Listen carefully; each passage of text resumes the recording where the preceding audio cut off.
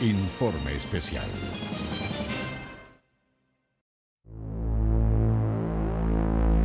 ¿Por qué una sociedad que reduce la pobreza del 49% a menos del 9%, que permite que las grandes mayorías históricamente proletarias y excluidas accedan al consumo, a bienes estatutarios como el automóvil, accedan a la vivienda, masifiquen para sus hijos, ¿verdad?, la educación superior, que hoy día está en el horizonte prácticamente de todas las familias en Chile? La pregunta es, ¿por qué una sociedad que tuvo esos logros gigantescos de bienestar y que iba, como digo, lenta, pero progresivamente disminuyendo la desigualdad, experimentó, sin embargo, una vivencia de la desigualdad tan intensa?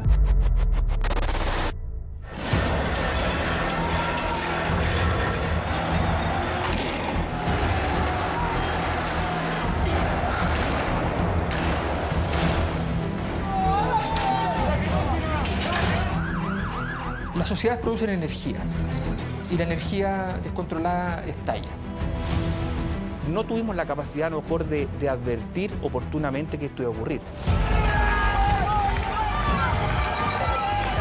Si bien todos sentimos la misma impotencia y la misma rabia, no todos somos capaces de tirar una piedra. La gran mayoría nacieron en democracia, entonces quizás no tienen ese miedo o resquemor que podría tener una persona que vivió la dictadura al enfrentarse a Carabineros. Tenían acceso como a una bolsa de información que es planetaria respecto a cómo se combate a la policía.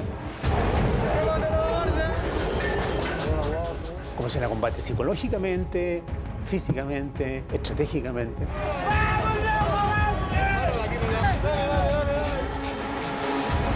Me da miedo pasar cerca de un carabinero.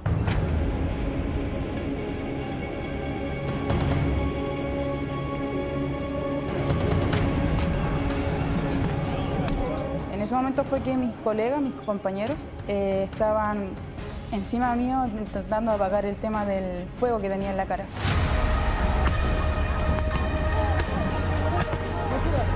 La izquierda no capitalizó este movimiento. La función de nosotros es apagar las lacrimógenas que tiran. Estamos organizados hace como 3 meses, todos los matalacrios, bomberos. La idea de estallido social tiene su correlato en el estallido visual, digamos. Lo único que sentí un apagón en mi ojo nomás.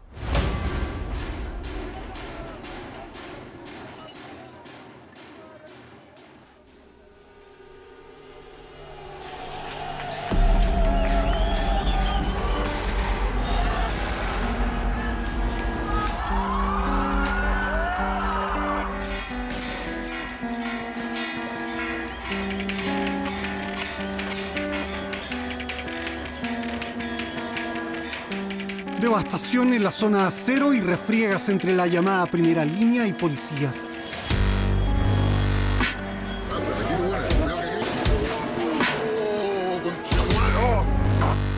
Fotógrafos y camarógrafos corren al terminar una de las ya rutinarias protestas escenificadas en Plaza Baquedano, Alameda y Avenida Vicuña Maquena.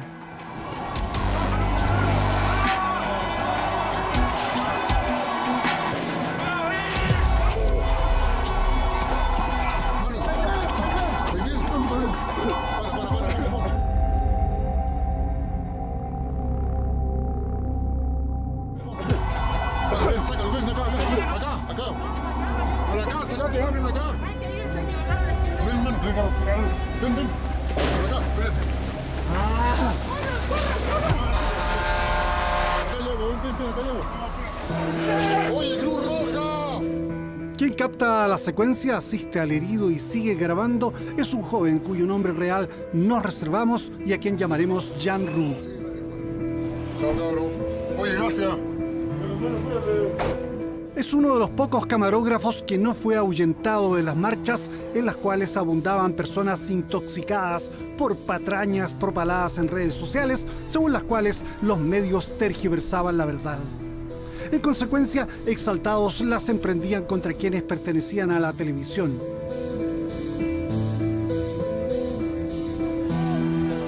Jean-Roux simpatizaba con algunos reclamos de los manifestantes y siguió desde temprano el accionar de la primera línea.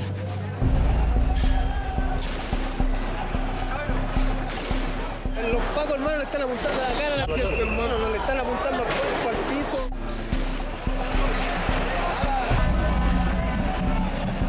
Amorfa, inorgánica, acéfala, la primera línea llegaba casi todos los días y especialmente los viernes al atardecer a la Plaza Baquedano, que algunos llaman también Plaza Italia y otros ahora Dignidad.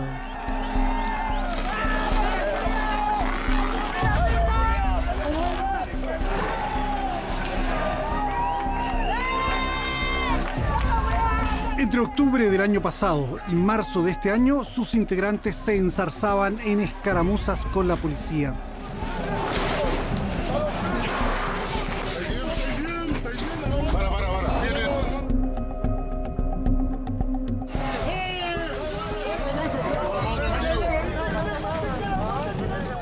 Obertura de insultos y luego acometidas contra los carabineros, masivo lanzamiento de piedras y selectivo de molotov y extintores.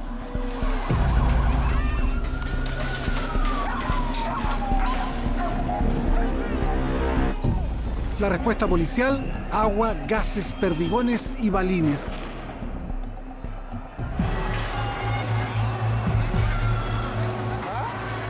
Zorrillos y guanacos que parecían haber sido repintados por un artista dadaísta avanzaban y retrocedían ante los manifestantes, en su mayoría jóvenes que hacían lo mismo, marchas y contramarchas con pedradas y mucha rabia.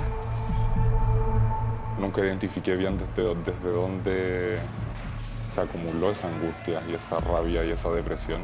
Y finalmente el día del estallido, con las evasiones masivas de los secundarios, ahí empecé a entender de dónde venía.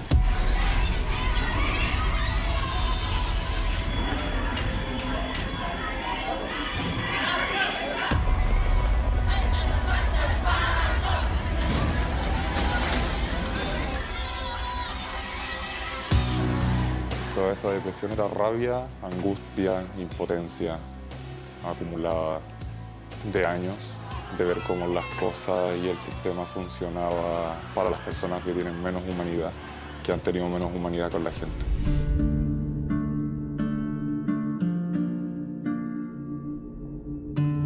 Venía de ver cómo murió mi abuelita en un hospital público de cáncer, con un tratamiento de mierda, con una atención asquerosa.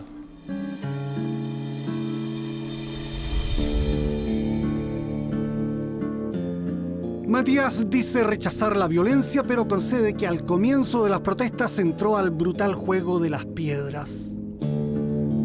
Esto del juego, el agarrar la piedra, el tirar la piedra, en mí nacía desde el impulso, desde el nerviosismo. Yo nunca agarré una piedra o nunca grité un insulto a los pacos desde la seguridad. Siempre lo hice desde el nerviosismo.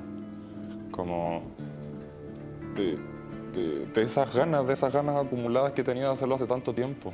Estas figuras intocables a las que había que tenerles respeto.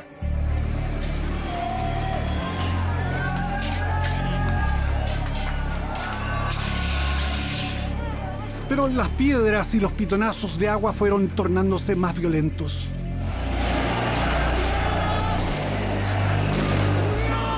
Cuando empezó el tema de los perdigones en los ojos, ahí creo que el miedo no me movilizó como antes, porque al principio el miedo te moviliza, la rabia te moviliza. Ahí me paralizó.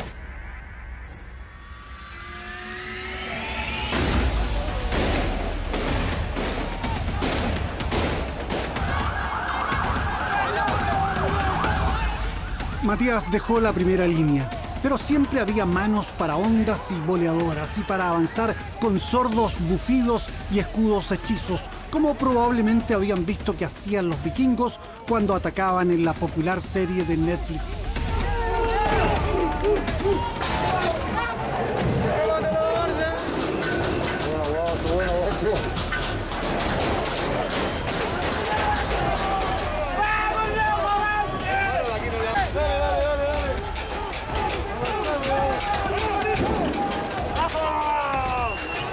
Se arriesgaban contra lo que oliera a autoridad.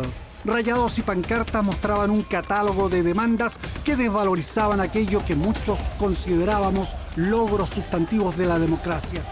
Libertades, reducción de la pobreza, mejor acceso a la salud y a la educación.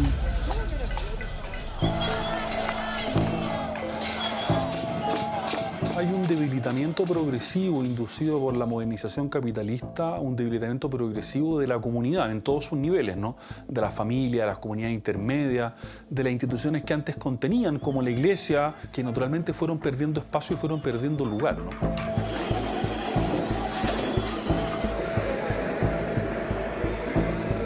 Hay una cuestión generacional que es bastante obvia. Es cuestión de mirar el centro de Santiago y ver los grafitis que hay en las paredes para darse cuenta que estamos también en presencia de una especie de lucha generacional, de rebelión identitaria de muchos grupos. Basta ver los ciclistas que han transformado el ciclismo en una especie de nueva religión. Para ellos todo estaba mal. El Estado y la policía eran asesinos. A quemarlo todo. Menos pacos, más lesbianas. Ríos libres. No más AFP. No al TPP. Aborto libre. No a la carne. Destrucción urbana, negocios saqueados, farmacias cerradas, supermercados violentados, monumentos vandalizados y la vida vecinal de la zona cero convertida en miseria. A ellos les parecían daños colaterales porque Chile había despertado.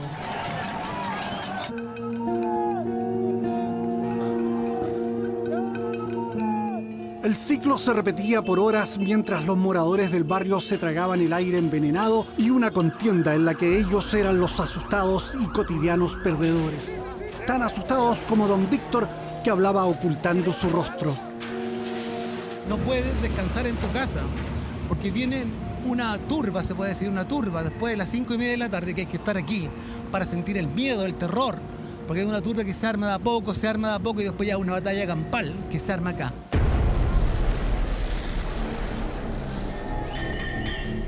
La embarrada que quedaba acá todos los días, la pelea campal que había acá, era muy fuerte. Ellos parece que se ponían de acuerdo a las 3 de la tarde. Empezaba todo. Los piedrazos, los carabineros que estaban allá y los carabineros, las bombas para acá.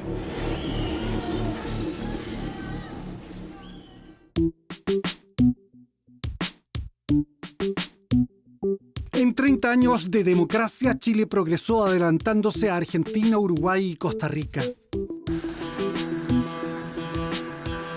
La pobreza bajó de un 50% en 1990 a un 9% en el 2018. Desapareció la desnutrición infantil. La educación superior, antes privilegio de unos pocos, se abrió para más de 1 millón de estudiantes. Un país que no tenía una sola autopista se cubrió de vías rápidas y carreteras urbanas, y con una cobertura de 142 kilómetros, el Metro de Santiago llegó a ser la red más extensa de Sudamérica, con 7 líneas funcionando y otras 3 en desarrollo. No había un anuncio o información que permitiera anticipar, digamos, qué era lo que iba a ocurrir.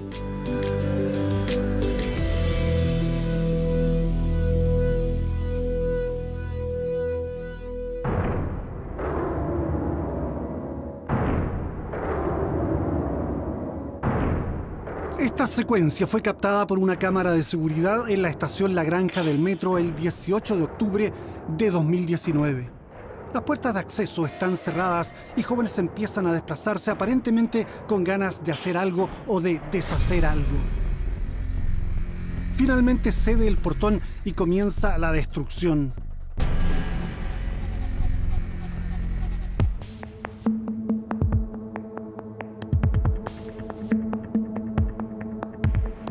Con una bolsa colgando de una mano, un hombre bajito y mayor observa. Aumentan los destrozos y la rapiña se extiende. El hombre bajito observa. Cuando los vándalos salen del lugar dejando un comienzo de incendio, el hombre entra cojeando. ¿Vendrá a saquear también la estación que sirve a un vasto sector de gente modesta? No. Avanza con su pierna mala y con su pierna buena apaga el fuego. Luego retrocede lentamente y cierra la puerta. Pero su ejemplo sencillo y ciudadano no será seguido. Al cabo de unos minutos vuelven los delincuentes, violan nuevamente el portón y las emprenden con las boleterías y los cristales. El hombre mayor, bajito, pobre, solo, cojo y desangelado, observa el paso de la incontenible furia. ¿Qué estará pensando? ¿Qué puede hacer? Los intrusos desvalijan y roban lo robable y destruyen lo destruible. El hombre bajo y cojo observa. ¿Quién es? ¿Vive solo? ¿Duerme en la calle? ¿Se fue con la pena de no haber podido defender la estación? ¿Su estación?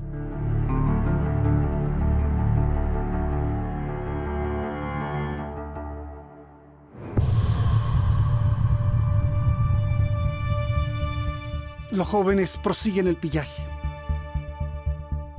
Tienen rabia quizás, pero ¿habrán tenido tiempo para reflexionar? Para preguntarse, por ejemplo, ¿por qué destruyo y quemo lo que es mío, lo que me pertenece, lo que es del pueblo? No. Seguramente no se hacen preguntas o no tienen tiempo para hacerlas porque hay que destruir al enemigo y la estación del metro parece ser el enemigo.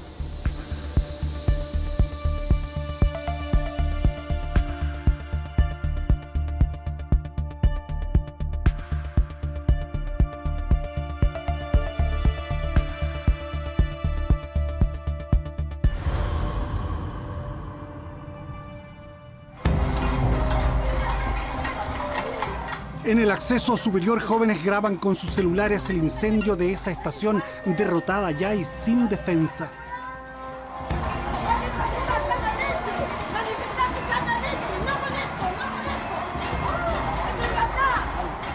Una mujer que estuvo protestando de manera pacífica, como muchos, sartén y cuchara en mano, les enrostra la gratuita maldad.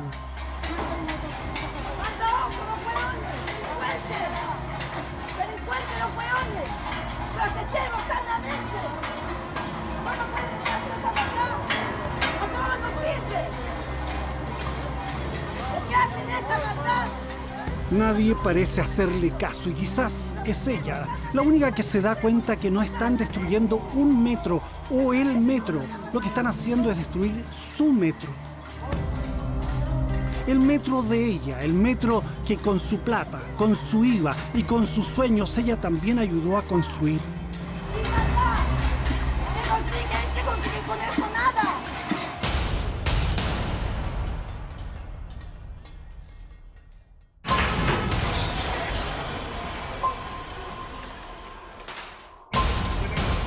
Metro Trinidad.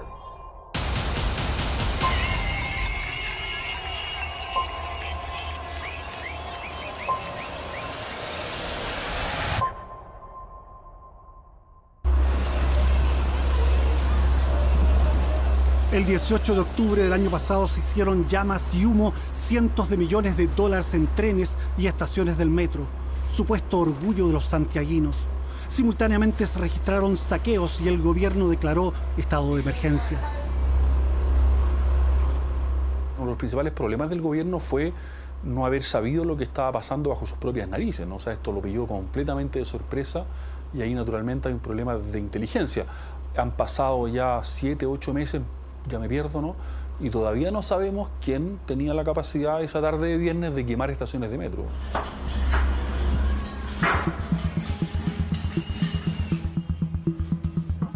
Hasta ahora hay 42 formalizados por los atentados contra el metro.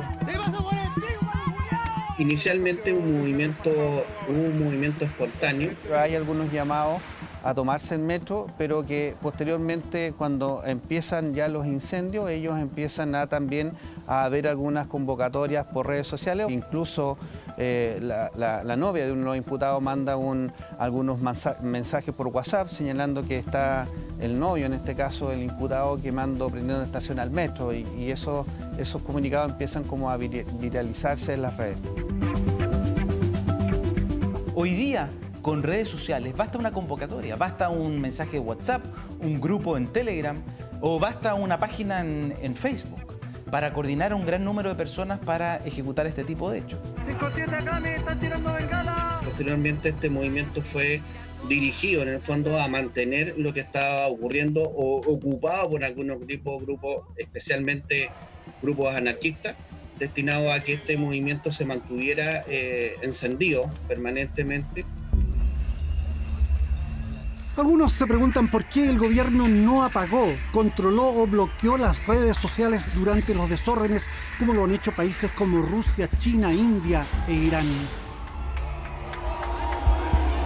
Bloquear las formas de comunicación hubiera implicado una especie de censura.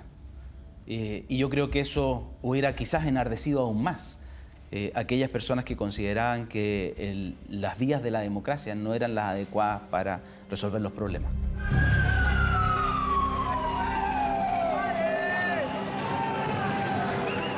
Para algunos, la violencia fue la consecuencia de un Chile hastiado de corrupción, injusticias, bajos sueldos y pensiones malas. Para otros, el vicioso comienzo de una dislocada etapa que frenó los avances alcanzados en 30 de los mejores años de la República.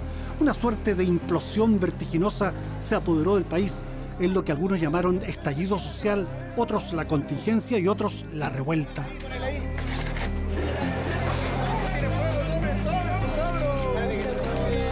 Pueden haber muchas causas parciales, pero hay una sola importante, se llama malestar social.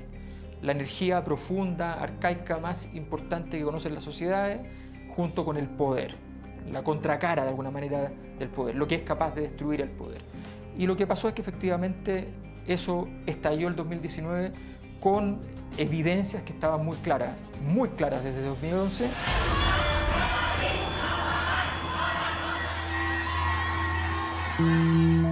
El alza de 30 pesos en el metro gatilló una adolescente evasión. Un ministro sugirió a los disconformes madrugar y pagar un pasaje más barato. Los saltos sobre los torniquetes proliferaron y una inesperada sonada se extendió con cacerolazos, disturbios y pillaje. Y la gente se cansó nomás.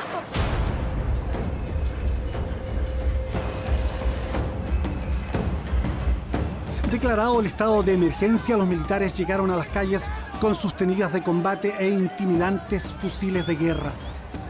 Personas mayores con sus mochilas de experiencias pensaban que no había otra solución. Porque la única forma que el pueblo respeta uno con otro.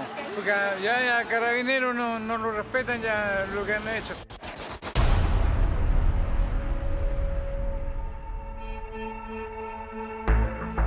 Probablemente chilenos añosos tenían fresca en la memoria la represión dictatorial con su secuela de asesinatos, desaparecidos y campos de concentración y torturas. Pero ahora con los jóvenes ocurría algo distinto y perturbador.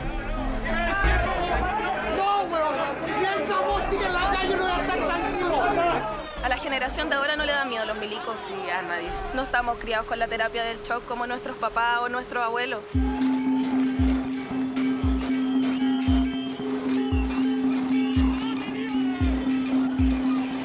Había una generación que quería salir a la calle, que quería mostrarse y que quería sentir que era parte de la historia, ¿no?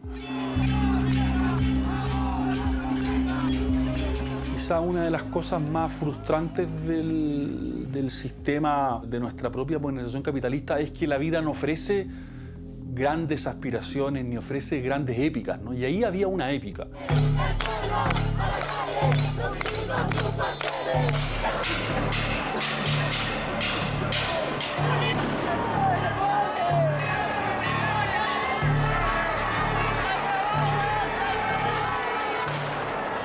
Las armas parecían no inquietarles. Y lo curioso es que ahora los militares se veían amilanados, probablemente no por temor a los manifestantes, sino por el miedo a originar una masacre.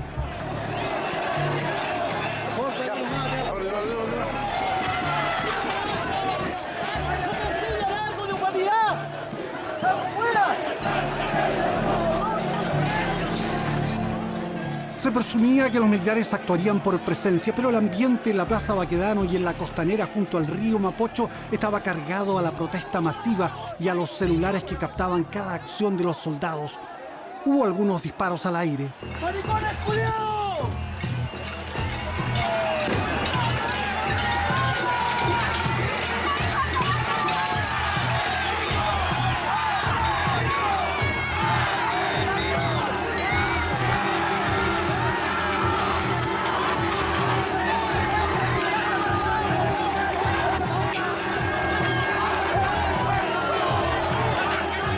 Sensatos oficiales dispusieron un ordenado y lento repliegue en medio de las piedras, las provocaciones, insultos y escupos. ¡No podí! ¡Salgan de aquí! ¡No podí!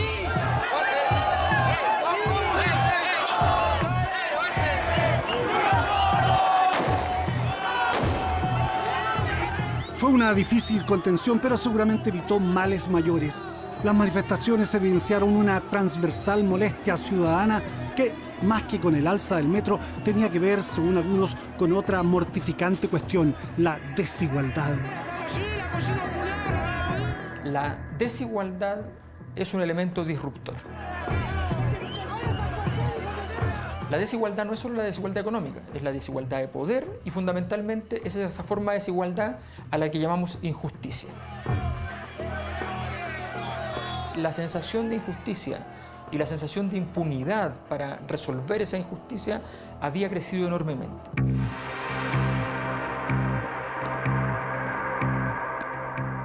Desigualdad ha habido siempre en Chile, entonces uno tiene que preguntarse cuál fue el gatillante aquí, ¿no? Y el gatillante es que el progreso material que hemos tenido no siempre se percibe que esté bien distribuido.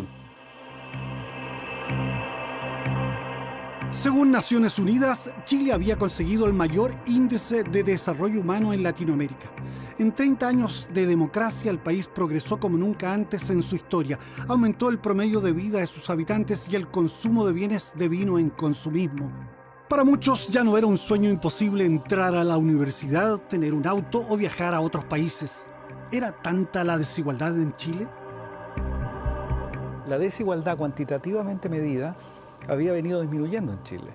Y no es cierto en consecuencia, estos son los hechos, digamos, no es verdad en consecuencia que Chile sea el país más desigual de la región de América Latina, ni uno de los países más desiguales del mundo. Es muy desigual, desde luego, no vale la pena cegarse frente a eso, pero no al extremo que se describe, y no es verdad tampoco que la desigualdad se hubiera venido incrementando en las últimas décadas.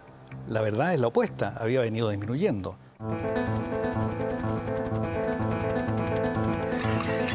Una semana después de los ataques contra el metro, 1.200.000 personas se congregaron en la mayor protesta pacífica en la historia de Chile y se calcula que unos 3 millones se manifestaron en todo el país.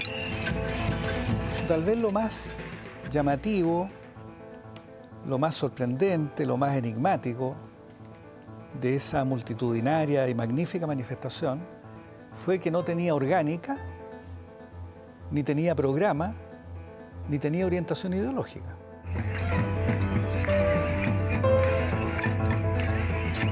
No fue una marcha de mayorías, fue una multitud de minorías la que ahí se juntó. Los más viejos reclamando protección para la vejez, los más jóvenes reclamando por el desastre ecológico o por la presencia de las bicicletas en la vida cotidiana.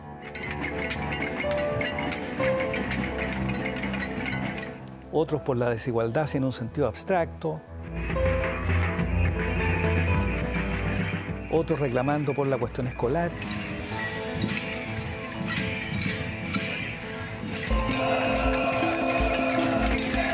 Lo que tuvimos allí, si lo miramos con cierta imparcialidad y ponemos al margen, como digo, nuestras orientaciones ideológicas o nuestras adhesiones frente a este fenómeno, es una multitud de minorías, muchas personas enarbolando cada una intereses a veces distintos, unos de otros, y no una mayoría compacta, con conducción orgánica, con programa ideológico, ni nada que se le pareciera.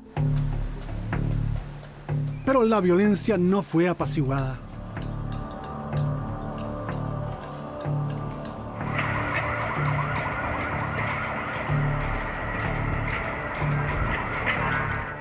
Chile se desarrolló evidente, no hay ninguna duda, pero detrás estaba avanzando no solamente un malestar subjetivo, variables objetivas, la mitad de la población pensionada no llega al ingreso mínimo, bueno, de hecho el 75%, 80% no llega a lo que es el salario mínimo, y por tanto estamos hablando en el límite de la pobreza permanentemente para más de la mitad de los pensionados. Una incontrarrestable campaña proclamó en los 80 que el nuevo sistema de AFP pagaría mejores pensiones. Poco se advirtió sobre lagunas previsionales y cotizaciones bajas. Para rentas medias y altas y con capacidad de ahorro voluntario, la reforma se tradujo en buenas pensiones, pero resultaron deprimentes para trabajadores con rentas bajas y periodos sin cotizar. Se nos dijo que si ahorrábamos, el sistema de pensiones que se había instaurado en los 80 me iba a dar una jubilación satisfactoria. Y me dijeron incluso que me podía ir a los lagos del sur, a andar en bote, a tener una vida bastante idílica. Bueno, llegó el momento en que yo me pensioné y ese sueño tampoco se cumplió. Agrega Tironi que otro gran sueño malogrado es el de la educación como escalera de ascenso social, idea promovida por más de 30 años. Cientos de miles de jóvenes de sectores medios y bajos accedieron a las universidades tradicionales y a las privadas que surgieron como callampas porque era rentable el negocio y las familias se endeudaban.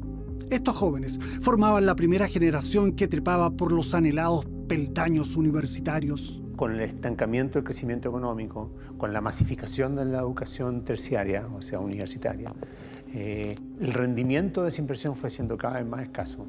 Y ese sueño se trastocó en frustración y en rabia, o sea, en un sentimiento de expropiación. A mí me quitaron, me expropiaron un destino que me habían prometido y que yo ya lo sentía mío y por el cual había pagado. Yo y mi familia el precio para alcanzarlo. Chile es una sociedad que todavía tiende a reproducir muy fuertemente el privilegio y la cuna, ¿no? En Chile todavía ocurre que basta que uno sepa dónde vive o dónde habita un niño de 5 o 6 años y uno pueda con altísimas probabilidades de éxito predecir toda su trayectoria vital.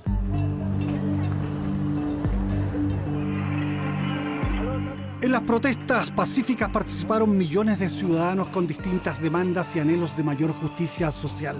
Y en las violentas hubo no solo jóvenes frustrados, también personas en situación de calle, anarquistas con tendencia a la piromanía, delincuentes, aprovechadores de desórdenes, chiquillos con la adrenalina desatada y algunos que veían una oportunidad revolucionaria.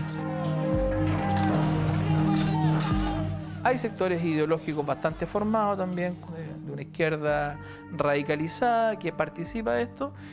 Y sobre todo es importante señalar que no son habitantes del sector, sino que provienen de sectores populares.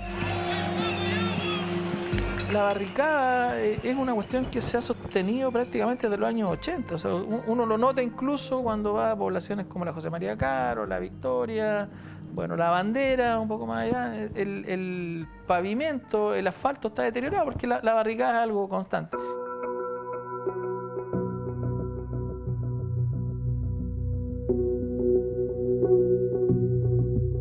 En democracia no todos ven las barricadas como expresiones inocuas de protesta, y estas se hicieron particularmente ingratas para los moradores del entorno de la Plaza Baquedano, lugar tradicional para celebraciones políticas y deportivas. Había que esperar un rato aquí encerrado dentro para que ellos se arrancaran, para que vinieran los carabineros y los corrieran de aquí un rato. Entonces ahí veíamos menos que estaba despejado y ahí salíamos. Era dramático, pues imagínate, todos los días Esto al salir era más pacífico, pero luego se tornaba, cuando tú regresabas a la casa, tipín 5, esto no se podía entrar, estaba todo lleno, colapsado, y el ambiente que se generaba, nos destruyeron toda la fachada. Fue terrible esos meses. Tuvimos que mantenerlo cerrado el local por el asunto del estallido, por el asunto de los saqueos, de las bombas lacrimógenas, todo eso. Había de todos los locales, ahora no tenemos nada en toda la cuadra. Bancos, farmacia, supermercado que había aquí atrás, pero nada de eso existe ahora.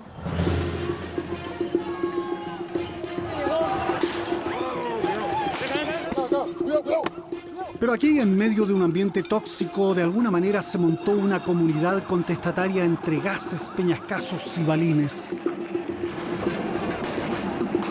Sabemos que nos viene una enfermedad pulmonar en cualquier momento, pero es parte del juramento que hicimos nosotros como Matalagri, que es defender el aire de nuestros hijos, de nuestras madres, de nuestros padres, de nuestros abuelos hasta la última consecuencia.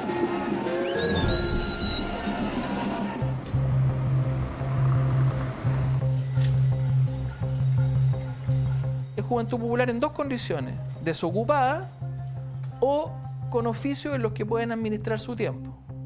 Oficios que son altamente precarizados. Vendedores ambulantes, gente que tiene carritos, que en el fondo que puede dedicarle una parte del día a estar haciendo este tipo de presencia.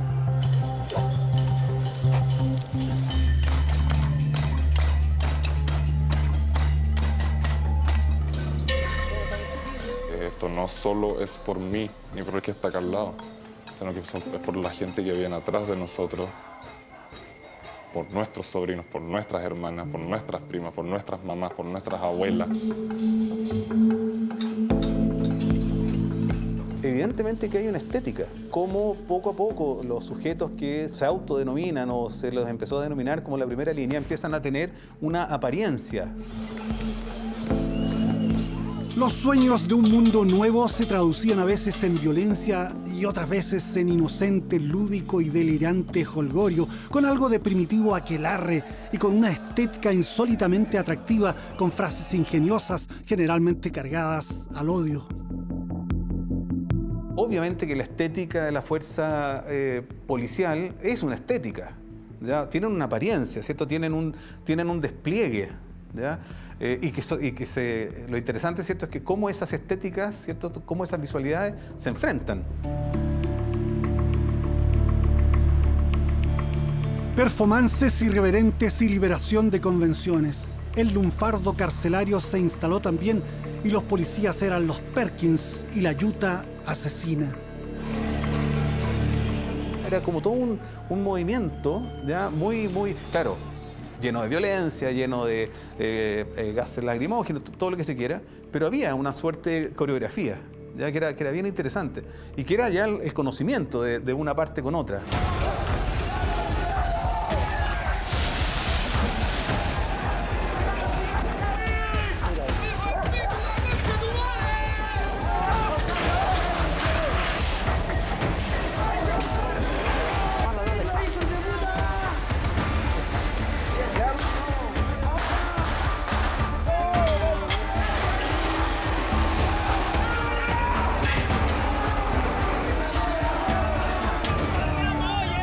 Muchos de estos jóvenes que están acá no tienen nada y ven que su futuro va hacia la nada, porque no tienen pensiones aseguradas, no tienen educación, no han estado dentro del sistema porque están excluidos, viven en poblaciones violentas.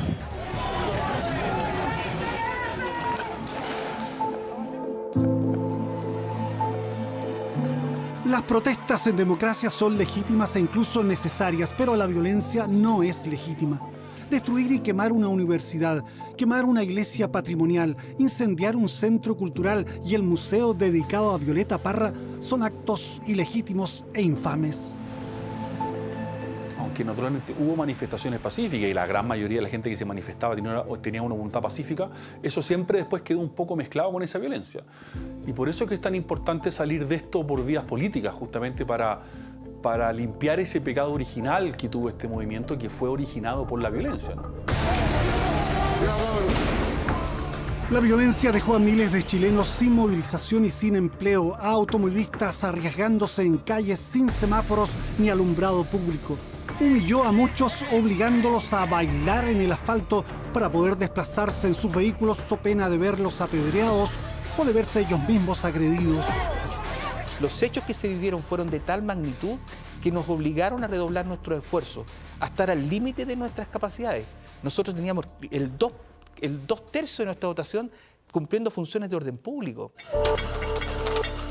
La quema de farmacias y supermercados dejó a barrios enteros con suministro precario de alimentos y medicamentos, mientras el miedo acoquinó a comerciantes obligados a blindarse con acero para impedir la presión de matones e incendiarios. Los grafitis fueron la cara propagandística de los desórdenes, mientras las redes sociales construían el aparataje comunicacional que los articulaba. La policía parecía superada.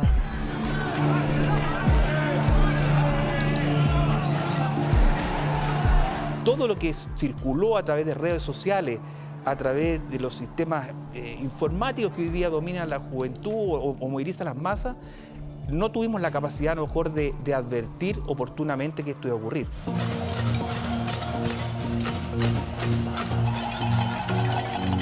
Lo llamativo en las protestas no fue la presencia de muchachada pobre o vulnerable, sino la concurrencia de clase media, incluso jóvenes de secciones acomodadas de la ciudad. Es muy inorgánico y también me refiero a que no hay como líderes y también es muy transversal. Hay muchas clases sociales entre medio. No hay como, no es mucho, esto al principio fue muy criminalizado. Sin embargo, con el tiempo nos hemos podido dar cuenta de que hay gente de clase alta. La pobreza produce una energía social disruptiva muy baja. La gente quiere sobrevivir. En referencia a la esclavitud y a los esclavos, el precursor de la sociología Alexis de Tocqueville dijo que mientras más liviano es el yugo, resulta más insoportable.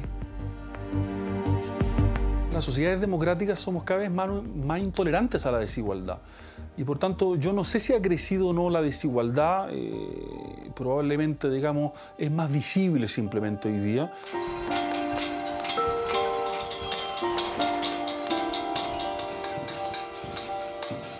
Mansuy y Mayol consideran que las protestas alcanzaron mayor dimensión porque Chile progresó, la gente se educó y la sociedad se hizo más compleja. Corolario, las desigualdades abusivas son más intolerables. Las sociedades que enfrentan desafíos más complejos tienen estallidos más grandes. Eso es la historia de Francia. La Revolución Francesa no se produjo en un reinado pobre. Se produjo luego de una gran bonanza que produjo un estancamiento. El sociólogo declara que el malestar asociado con la desigualdad y con el llamado modelo chileno ya lo había detectado en un estudio efectuado el 2009. Nunca antes en Chile sí había habido un tipo de sociedad como el que estamos viviendo hoy día. Y en ninguna parte del mundo ha existido un tipo de sociedad con la articulación entre las distintas políticas públicas tan radicales en el orden del libre mercado. Otros analistas creen que la desigualdad fue una causa, entre muchas, de las movilizaciones pacíficas y violentas. Sabemos en general que cuando las sociedades mejoran su nivel de bienestar material, las personas se vuelven más intolerantes, evidentemente, con la desigualdad. Este es un primer factor, la paradoja del bienestar.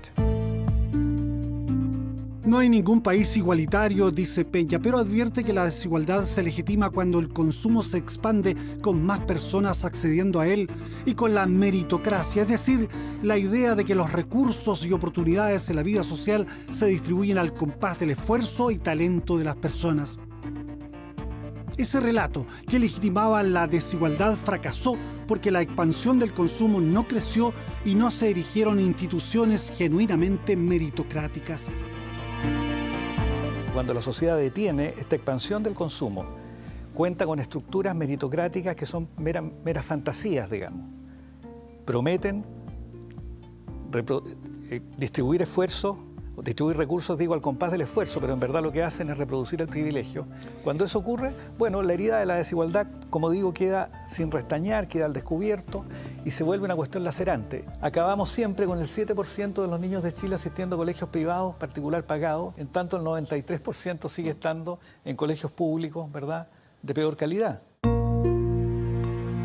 Lo que sordamente se removía bajo el piso de la estabilidad chilena eran las expectativas creadas por un exitoso modelo económico que permitió una dramática reducción de la pobreza, con millones de personas que aspiraban a bienes reales o simbólicos asociados con el consumo y la promesa que la sociedad recompensaba el esfuerzo y talento de las personas. Se gestó una sociedad plural, diversa, deliberante, y mantuvimos un sistema de poder altamente oligárquico. Y ese choque se fue haciendo insostenible. Y ese choque fue la energía que emerge el 18 de octubre. Ya volvemos con Informe Especial.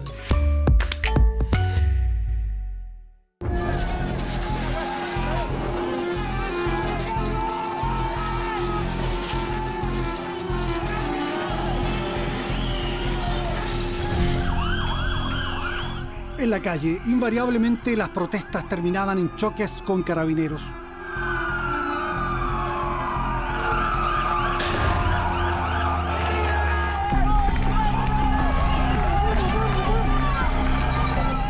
En la primera línea, jóvenes de ambos sexos adquirieron una particular habilidad disputando espacios a la policía.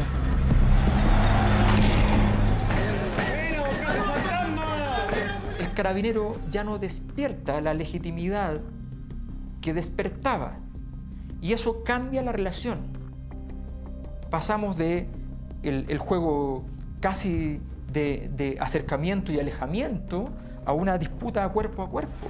Esas personas seguramente no leyeron las estrategias romanas de las legiones, pero al final hicieron algo parecido. Aprendieron a enfrentarse en esa lógica para mantener la movilización activa. Las personas que estaban en primera línea lanzando piedras, el evento incendiario, se exponen a esa defensa legítima por parte de la autoridad que tiene la obligación y el deber de restablecer el orden.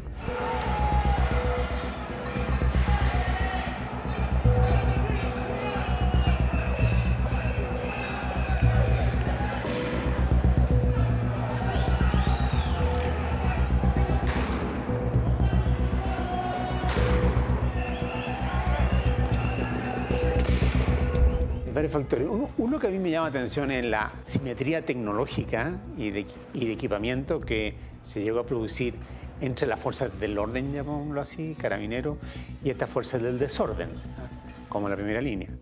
O sea, en términos de conocimiento de cómo, de estrategia, de táctica, de recursos incluso, comenzaron a ser más o menos similares.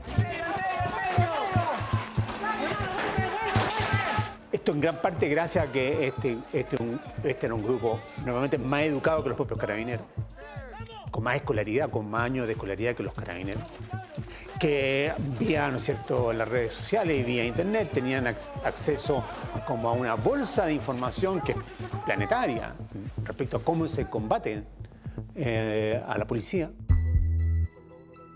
Estamos organizados hace como 3 meses, todos los matalacrios, bomberos, y bueno, viendo de las protestas en Japón, cómo apagaban más o menos, empezamos a investigar y llegamos a la conclusión que había que hacer agua con bicarbonato, un poquito de quick, unas gotitas para que no provoque el efecto slime que se llama, que sale con mucha espuma, y leche magnesio.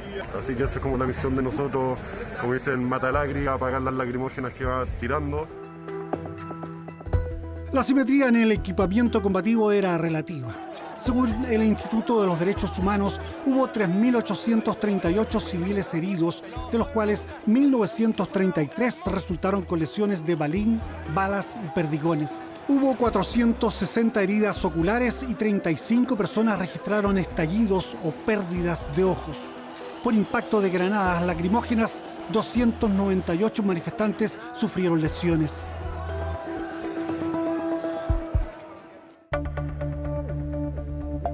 Yo no sé si existe un país en el mundo que haya enfrentado 166 días con la contingencia, con la intensidad y con los niveles de violencia que ocurrieron en nuestro país. ¡Están disparando! ¡Ey, flaco! ¡Agárralo y ayúdalo! Mucho herido, mucho balín por parte de carabineros, disparos, lacrimógenas, mucho gas. También, obviamente, los manifestantes, hay mucha rabia, por tanto, y se puede ver en todas partes.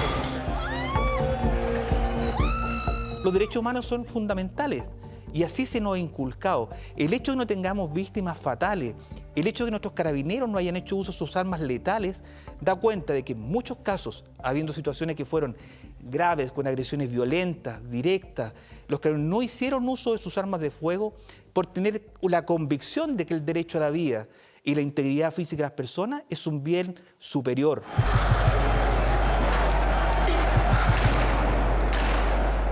Y en eso veo a la policía que está detrás de un kiosco escondida. Habían funcionarios de carabineros. Y en eso quedo mirándolos yo. Quedo mirando y un funcionario levanta la escopeta y me apunta a la cara. Carlos Puebla es maestro enfierrador en la construcción. Ahora está cesante y hoy utiliza una prótesis ocular. Y lo único que sentí un apagón en mi ojo nomás. Sentí algo frío, algo helado y nada, pues traté de correr, traté de salir de ahí, pero ahí me desvanecí en el suelo y caí.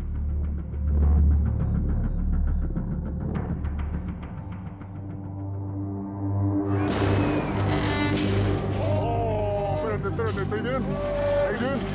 ¿Estáis bien? Lo que ocurrió en Chile con la represión que se produjo a propósito de la revuelta de octubre es simplemente inaceptable. Para, si todavía no vino, ven, sal. El Estado no estuvo a la altura de sus deberes, de los deberes que sobre él pesan, cuando los ciudadanos le entregamos el monopolio de la fuerza. La razón de por qué exigimos más a la policía que a un ciudadano común y corriente a la hora de comportarse en una protesta descansa en este sencillo hecho. Sí, ¿estáis bien? A ver. ¿Qué pasó? Ya, pero no entró, fue el golpe en la guardia. Es que fue el golpe acá, ¿estáis bien? Vale. Hay una gigantesca asimetría de poder entre el Estado y el ciudadano. El ciudadano podrá tirar piedra. Podrá incluso rebelarse, pintarrajear las calles, incluso intentar agredir a la policía. Pero así todo, la policía tiene deberes mayores de comportamiento que el ciudadano, atendida a la asimetría de fuerza que entre ellos media.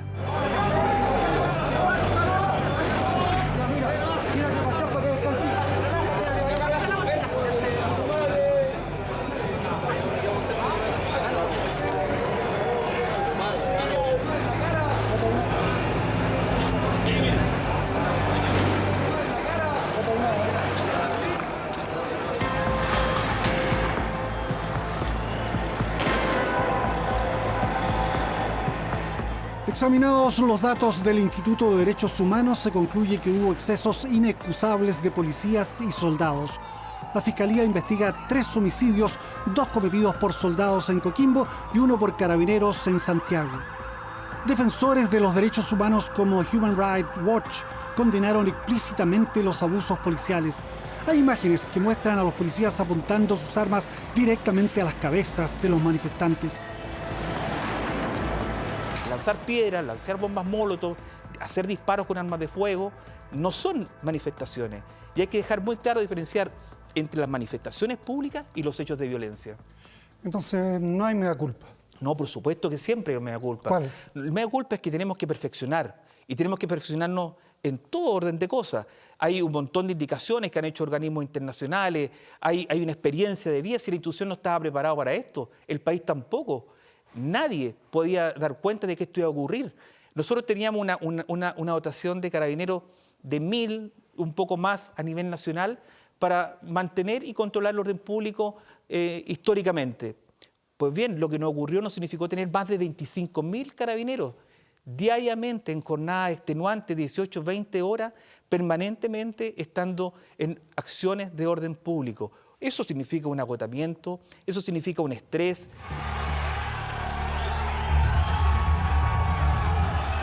Se puede comprender el estrés policial, pero hubo ocasiones en que carabineros se extralimitaron y cometieron delitos.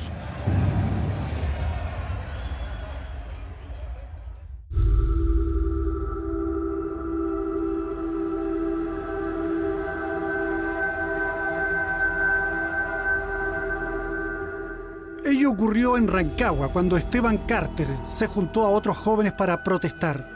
Cuando él tranquilamente se retiraba para regresar a su casa en Machalí, cayó fulminado. Mi riesgo vital duró como 3 días, creo que duró 3 días, pero al 5.º día me sacaron de la UCI porque no había espacio en la UCI. La memoria me la afectó bastante, sobre todo la memoria a corto plazo. Más que la memoria a largo plazo. Bueno, me gustaba harto jugar fútbol. Jugaba en el club del barrio de acá al lado, Unión El Guindal. Bueno, ahora no voy a poder jugar fútbol nunca más. Estoy tratando de reproducir plantas. Dice que a pesar de todo tuvo suerte porque quedó vivo. Quedé con esquirlas en la cabeza, una parte del cerebro muerta, esa no me va a renacer. Bueno, tengo un hoyo acá en la cabeza sin hueso, del porte de una moneda de 100 pesos.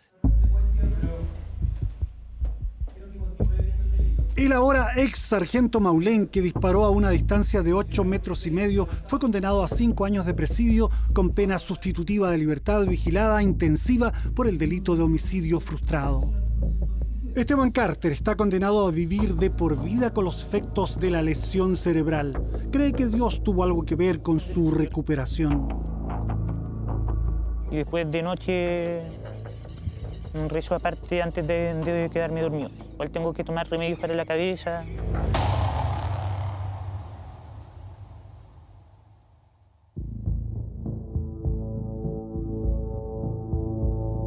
Estaba llena la Plaza Italia y están en su derecho, tenemos derecho de manifestarnos libremente, pacíficamente también, pero quizás se escapa de las manos esos pocos o el poco grupo que lo hace de manera no necesaria, con violencia, fuego.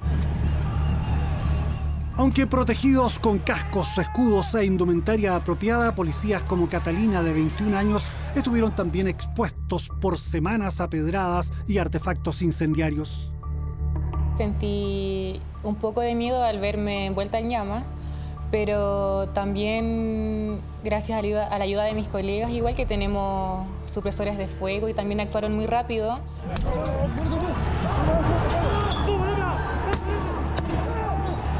Lo único que sí sentí fue cuando explotó en el casco y un zumbido. Y pasó eso y empecé a ver puro fuego.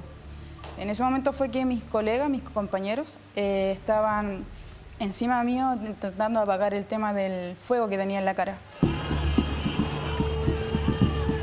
En Carabineros señalan que sus efectivos no libraron indemnes de estos enfrentamientos y entre octubre del año pasado y marzo del 2020, 5.100 carabineros habrían resultado lesionados, 45 heridos por armas de fuego, 80 recibieron perdigones y 4.975 lesionados con fuego, piedras y otros objetos contundentes. Mucho se habló de un montaje hasta que un video de una cámara de seguridad registró lo efectivamente ocurrido. Me tuvieron que rapar la cabeza porque me quemaron todo el lado derecho. También sufrí lesiones en el ojo, me quemaron el ojo derecho, la nariz, ambas fosas nasales y la cara en sí. Y tenía mejilla, oreja y el cuello. Yo me miraba al espejo y era otra persona. Tenía quemaduras por toda la zona derecha del rostro y no pensé quedar como estoy ahora. se notaba más mi marca en el rostro y en el cuello igual se nota una mancha, no sé si se logra ver. Y las otras quemaduras fueron más superficiales y pequeñas, como acá en las manos, en los nudillos. Pero en el rostro, gracias a Dios, con las cremas y tratamiento que aún sigo usando, no se notan, que prácticamente no se notan. Y eso a mí me llenó el corazón, digamos, de orgullo a tener una institución que, por una parte, se fue desmoronando por algunas acciones, no de todos, de algunos, pero en cierta parte hay algunas personas que lo siguen dando las gracias por la labor que nosotros cumplimos. Para Magdalena Clot, la primera línea fue un fenómeno complejo y diverso, cuyos integrantes actuaron por variadas motivaciones.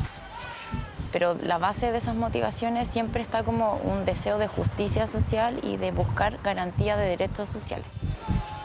La organización que se produjo fue una organización más bien espontánea, más bien creada en la calle. No es que hubo alguien que le dijera: usted se va a dedicar a recoger, no sé, piedra, usted a la onda, usted a la protección. No, esto se fue creando ahí, ¿ah? Y se fue ritualizando.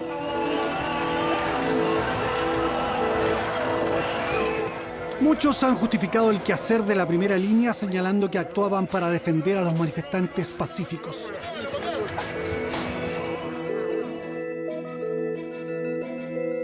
Las señoras Maite y Nancy se organizaron para llevar insumos y prepararlos en una olla común frente al parque forestal. Allí alimentaban a la primera línea. Decían que era un acto de amor. Esto me llena de vida, porque veo la solidaridad, la vivo. Esto me hace tener esperanza que yo creo que había perdido de alguna manera. Se nota que ya del Metro Salvador para acá abajo la cosa es bélica, es bélica. No tendría otra palabra para describir la conducta de los pacos. La imagen del Paco de partida es una provocación para las personas que estamos ahí en la plaza. Tú notáis en la corporalidad de la gente que está ahí adelante, notáis esa rabia y esas ganas de destruir ese poder. El actuar de la primera línea efectivamente permite, en cierta medida, defender esa concentración pacífica. Cuéntame un poquito, porque yo no lo veo así. Veo todas las grabaciones, tengo revisado horas y horas de grabación. Nunca veo que están protegiendo, más bien están provocando y atacando a los carabineros. En una de las grabaciones, al final terminaron quemando un guanaco. Efectivamente sí, tienen una relación quizás más radicalizada y algunos cumplen roles más activos y más violentos al enfrentar a carabineros. Y eso es efectivo y no hay que negarlo porque es así. Pero también es por un círculo de violencia que existe entre la relación con las fuerzas policiales y las instituciones, como los aparatos, en el fondo, estatales, con cierta población en el fondo. Y es un círculo de violencia, ¿no? El estallido sorprendió y no fue capitalizado por ningún partido opositor, pero junto a la profusión de emblemas chilenos y mapuche estuvieron presentes las banderas negras o rojinegras del anarquismo, proliferando los grafitis contra el Estado y los llamados al saqueo y a quemarlo todo. Un comunicado anarquista difundido el 7 de octubre de 2019 por las redes sociales había convocado al sabotaje y a la evasión en el transporte público. Todos han menospreciado el movimiento anarquista y del poder o de las acciones que ha ido tomando en el tiempo. Los grupos anarquistas siempre han buscado históricamente los grupos tradicionales lo que es llegar al caos a través del fuego, como ellos mismos utilizan como una de las herramientas, atacando obviamente todo lo que implica el poder en lo que dice relación con el poder económico, pero también con el poder del Estado. Entonces, en ese sentido, si uno empieza a mirar cómo se produce el movimiento, junto a otros grupos que también aparecen por ahí, obviamente que el movimiento anarquista también está presente. Donde ellos buscan instrumentalizar a los grupos que son de narcotraficantes y de grupos o lumpen, como ellos dicen, de grupos delictuales que son los que tienen el poder de fuego también y por lo tanto también conducir esa energía hacia atacar las formas de poder, al Estado, a las empresas. Hay una red anarquista mundial que estaba más presente en Chile, que había tenido señales también, como la bomba en la escuela militar, lo de la bomba al hogar de Oscar Landerreche. Esa cultura estuvo presente el 18, no en las manifestaciones masivas, del millón y tanto de personas, pero sí en estos grupos como los de la primera línea. Y el anarquismo ataca al gobierno y a todos los partidos, incluido el comunista. Condena el plebiscito y denuncia que se pretende un capitalismo con rostro humano. Para ellos, Lenin, Stalin, los Castro y la KGB no serían deformaciones de procesos revolucionarios, sino su consecuencia natural. Cualquier alternativa a la anarquía es una salida cobarde que busca perpetuar la dominación bajo la máscara insidiosa de transformaciones, dicen los anarquistas. En los ataques contra la policía, personas enfundadas en negro mostraron su destreza para arrojar bombas Molotov.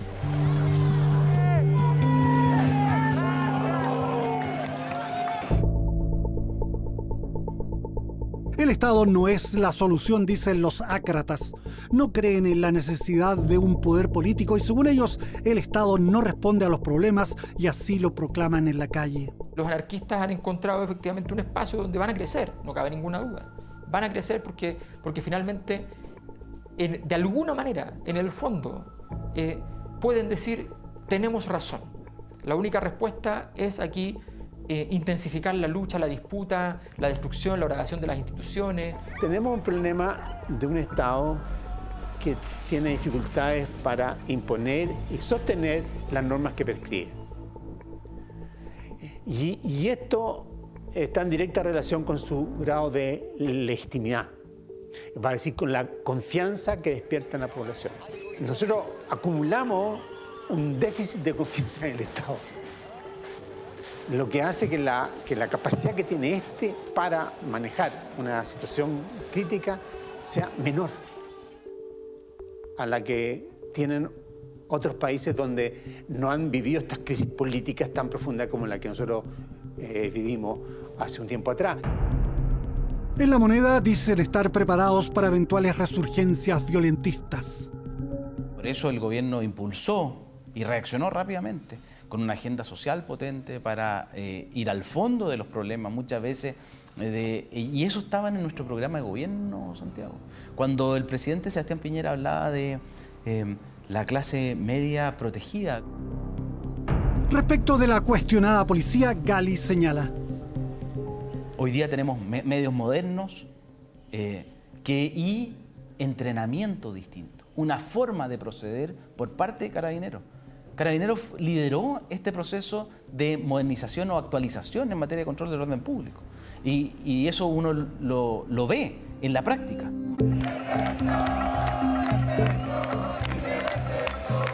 Las protestas pacíficas y los desórdenes violentos que estremecieron a Chile parecía que no se resolverían con más policías y pequeños ajustes. Bien. Muchas gracias. Dirigentes de casi todos los partidos comprendieron que la solución debía ser política y el 15 de noviembre llegaron a un acuerdo para pedir al soberano, es decir, al pueblo, un pronunciamiento respecto de un nuevo ordenamiento institucional.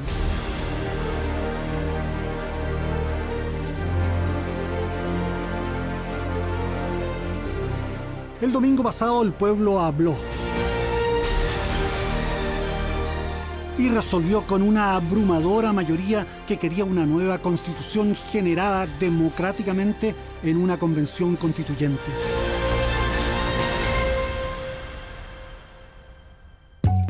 Ya volvemos con Informe Especial.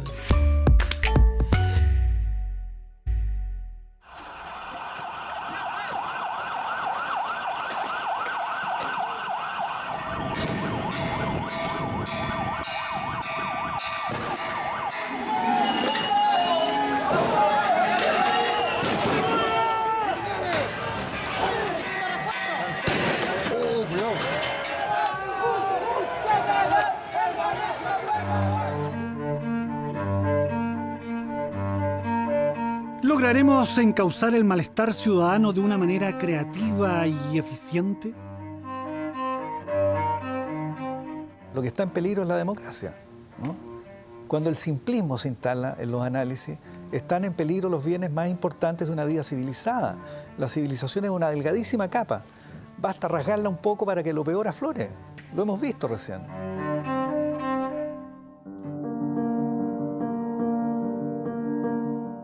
¿Podremos construir una sociedad más libre e inclusiva, con mayores niveles de equidad y un Estado moderno, fuerte, respetado y respetable que acoja las demandas más sentidas de la ciudadanía?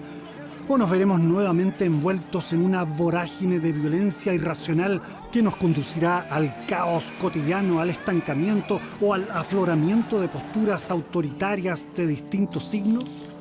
¿Arrojaremos por la borda la democracia arduamente conseguida?